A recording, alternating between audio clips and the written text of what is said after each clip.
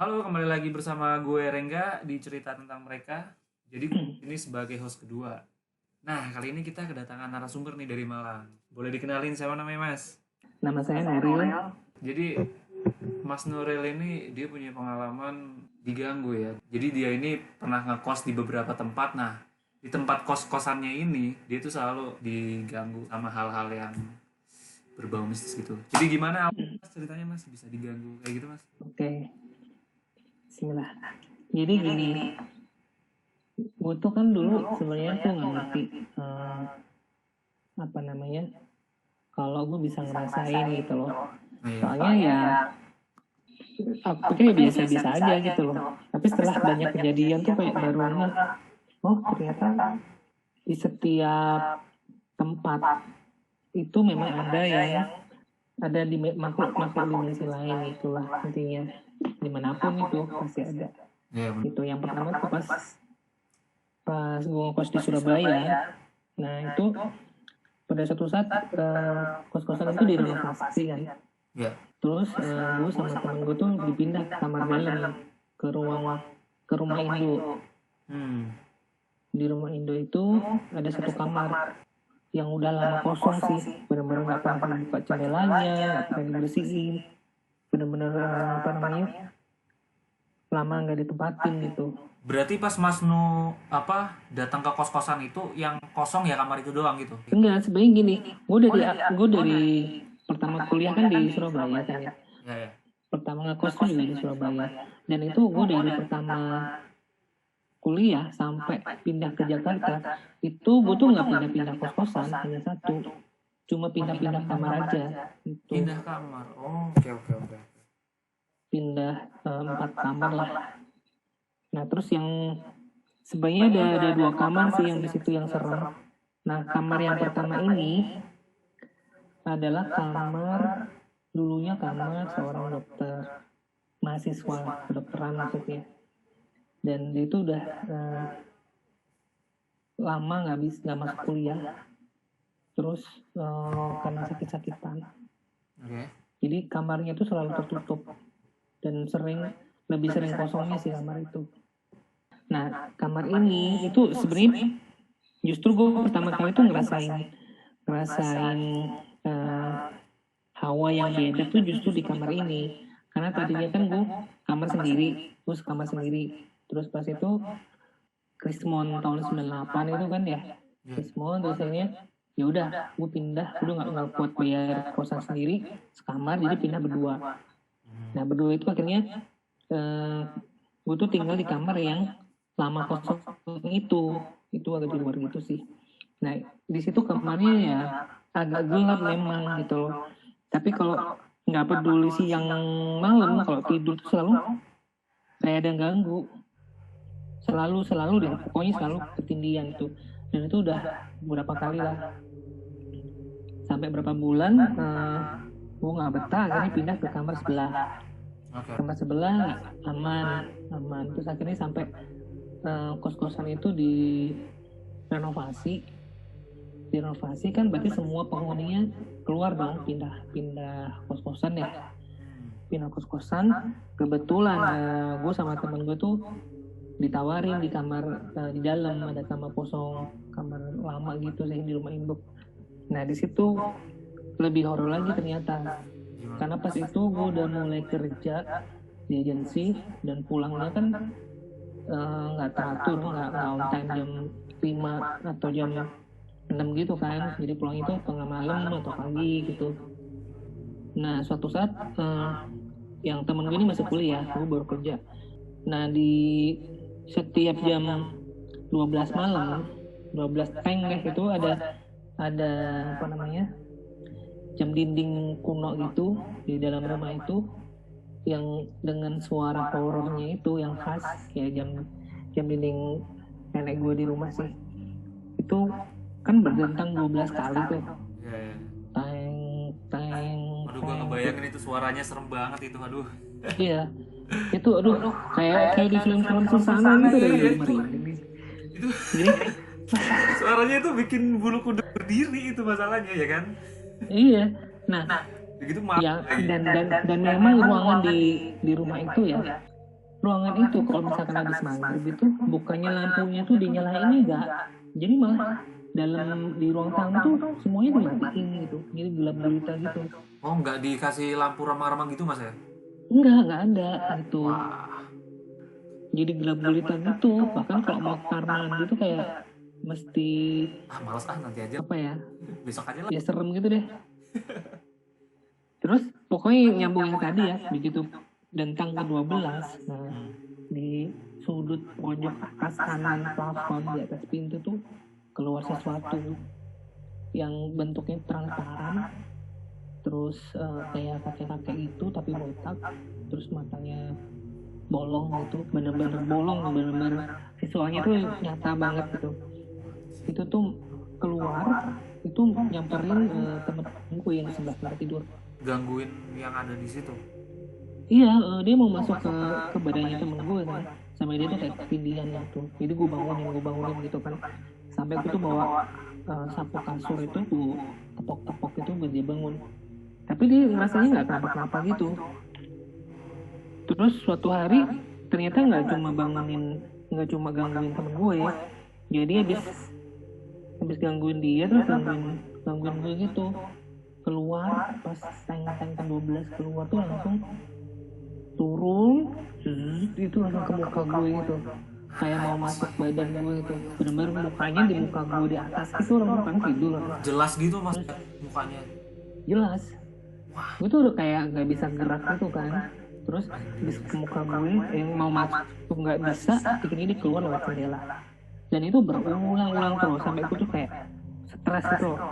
Terus ya setelah itu nggak lama alhamdulillah gue dapet tugas ke Jakarta nih, ada satu project bikin website itu. Terus akhirnya ya udah gue pindah ke Jakarta untuk sementara waktu.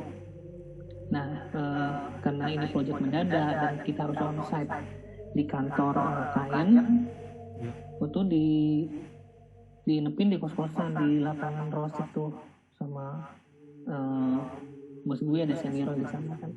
Kita berdua saat itu datang ke situ, ya udah dikasih tahu, oh ini kamar kamu gitu. Terus pas itu tuh gue kayak agak-agak nggak enak gitu loh. Sebenarnya kamarnya tuh bersih, cuma kalau hawanya tuh nggak enak banget gitu loh, kayak emang lama nggak ditempatin gitu kan, pasti beda kan rasanya. Gimana gitu? Iya, terus malam pertama sih gue nggak bisa tidur sama temen gue, cuma karena berdua ya udah ngobrol-ngobrol, cerita-cerita curhat-curhat gitu, akhirnya tiduran gitu.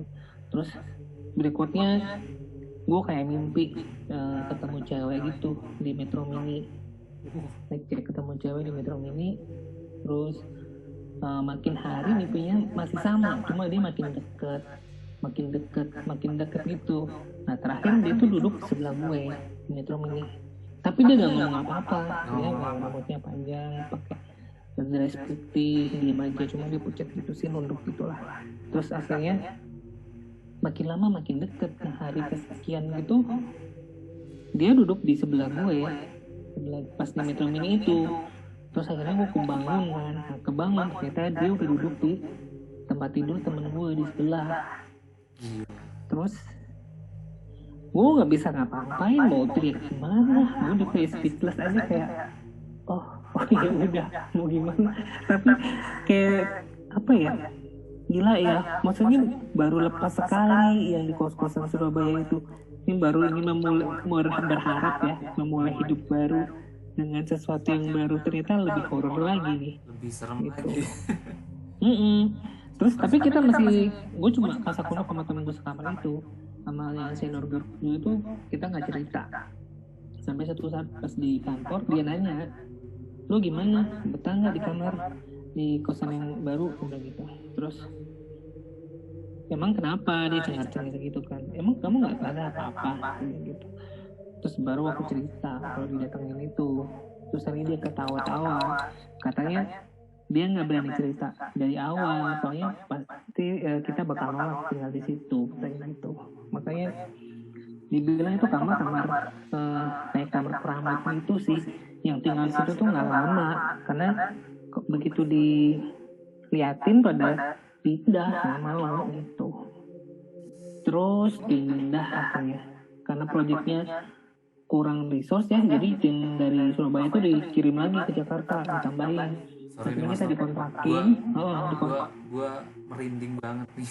Gak tau kenapa ya, bulu gue berdiri sih asli, kacau. Terus dikontrakin di ini, akhirnya di daerah Menteng Wadas itu ada rumah kontrakan tuh udah lama nggak ditempatin juga, dekat pasar rumput itu.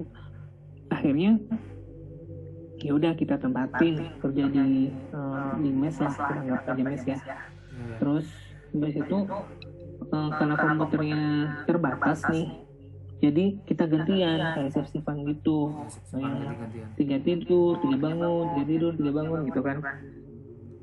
Nah pas itu giliran gue mau tidur dulu, capek gitu kan, gue sama teman gue tuh sekamar, terus pintunya tuh kita buka, jadi lampu di dalam dimatiin, pintunya dibuka dikit. Nah berarti otomatis cahaya dari luar tuh kan masuk tuh, kayak bentuk segitiga gitulah, cahaya masuk seret kayak siluet gitu. Begitu masuk, ya udah kita rebahan tidur. Terus nggak lama itu kan tengah malam ya, gue tuh kayak denger suara-suara berisik gitu loh, kayak bener-bener di pasar gitu, rame banget, kayak ada tawar menawar lah, apa jual beli apalah gitu. Terus lama-lama gue lihat bentuknya, jadi bentuknya tuh kayak pokoknya yang gue lihat itu hanya sebatas segitiga cahaya yang masuk aja, di luar itu gue nggak lihat. Jadi gue nggak kelihatan kepalanya, sedada ke bawah. Berarti tinggi-tinggi ya mas ya? Hah? Tinggi-tinggi ya orang yang lalu lalang? Iya, gede-gede, gendut, gede-gede, terus buluan semua. Aduh, gue kok merinding ya. Buluan kayak apa namanya? Kayak ijuk gitu loh, bulunya tuh bulu kasar, bukan bulu halus kayak manusia gini enggak. Jadi nggak kelihatan kulitnya, bulunya tuh kayak tebal gitu. Terus apa namanya? Agak coklat ke emas-emasan gitu loh. Semuanya kayak gitu apa ada yang beda-beda gitu mas? Sama semua? Yang coklat, ada coklat muda, coklat tua gitu sih, tapi bukan hitam. Tapi kayak kasar bulunya. Terus akhirnya gue lihat ini apa ya gitu, gue masih kayak apa ya, ini apa sih gitu, kayak bingung gitu sih, apa sih kok kayak pasar, terus apa namanya ramai banget, terus tapi ini bentuk apaan nih, nggak ngerti gue bentuknya. Terus akhirnya ada tuh yang datang tuh deketin gue gitu, terus dia bawa tongkat, dia bilang, woi kamu ngintip ya, kamu ini ya apa namanya. Anjir, kayak dia bilangnya bukan kayak apa ya, kayak nyuri dengar atau apa gitu loh, pokoknya kayak mau ikut campur ya gitu loh, dia bilang kayak gitu. Dan itu gue tuh langsung kayak langit lah, apaan, orang gue kan juga nggak pengen tahu juga gitu kan. Terus dia langsung bilang teman-temannya, wah ini ada yang ngintip gitu, ada yang lihat, dia bilang gitu. Terus akhirnya ditusuk tuh di dada, tusuk. Terus akhirnya aku tuh kayak teriak-teriak gitu kan, misalnya temen gue tuh bangun apa namanya, akhirnya datang yang dari luar itu. Terus gue dipegangin, terus akhirnya gue bangun makanya keluar, terus ditanyain kenapa mas gitu. Terus gue bilang enggak apa-apa gitu. Akhirnya gue pindah di kasur luar deket anak-anak gitu kan. Terus baru tidur ditusuk lagi, dia datang lagi. Oh dia tuh sakit banget, apa namanya, ini kayak mau dikeroyok gitu loh. Terus akhirnya ya udah gue duduk, gue udah nggak mau tidur lagi sampai pagi subuh. Gue baru habis subuh baru bisa tidur. Dan di situ tiap jam 12 malam, gue nggak tahu ya kenapa, pokoknya tengah malam lah, pokoknya sebelum muncul gitu, gue tuh kayak nyium bau busuk kayak apa ya, kayak comberan gitu loh. Itu bau banget, sampai kalau misalkan gue tidur pun itu gue kebangun gara-gara bau itu. Baunya pengen bikin muntah sih, pokoknya baunya bener-bener gak enak kayak gitu. Terus habis di situ gue sempat nelpon nyokap gue kan, oh gini ya, gue tuh sebenarnya ada yang salah dengan gue apa sih gitu loh. Di Surabaya kayak gitu, di baru pindah Jakarta aja udah 2 kali kayak gini gitu kan. Terus namanya ke gue, udah kamu banyak-banyakin baca aja, sama dikasih tahu mesti baca surat apa lah, gue lupa deh, pokoknya sholatnya jangan telat gitu.